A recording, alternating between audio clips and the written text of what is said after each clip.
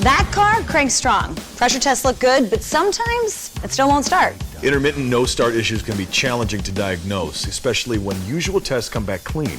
But your fuel pump might be telling you a different story. This is Garage 360.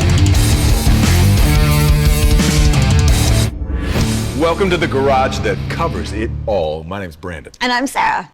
Now, Sarah, help me understand something here. In front of us, we have a fuel pump. Yes. So how is it possible for a fuel pump to pass pressure and volume tests, but still be the reason a car intermittently won't start? Okay, well, look, it all comes down to the commutator bar inside of the fuel pump motor. If the motor stops on a worn spot, then the next time you try to start the car, nothing. No current flow, no pump. Nada. Which explains why some techs swear the only thing that worked was smacking the fuel tank. Just give it up. Please do not smack the fuel tank. Hey, listen, I understand a little bump is all it takes sometimes to shake the motor out of that dead zone. But obviously, that is not a fix. That's where the lab scope comes in, and it's a super critical piece of equipment for your discovery. It's a good looking waveform. A scope gives you a real-time view of what the motor is actually doing, the pump motor to be specific. Any inconsistencies show up clearly in the waveform, and that tells you way more than a pressure test ever could.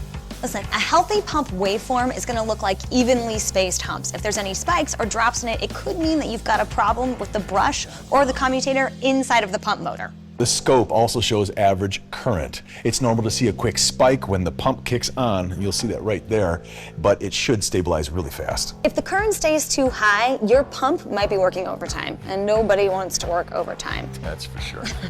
It could be due to a clogged filter or a blocked return line. That's right. And if the current's low, that usually points to brush wear, bad ground, or high resistance somewhere in the wiring.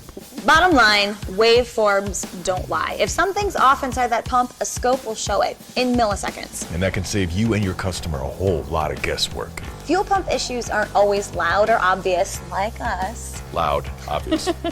But if you've got a mystery no start, a lab scope might be your best tool. It's very true. Delphi has got the quality parts and diagnostic support you need to get it right the first time. I wish I had that. I know. Gosh. All right, guys, that's a wrap for this episode of Garage 360. For more info, sign up and unlock the full 360 training library. Every system, every problem, every fix. We'll see you next time on Garage 360.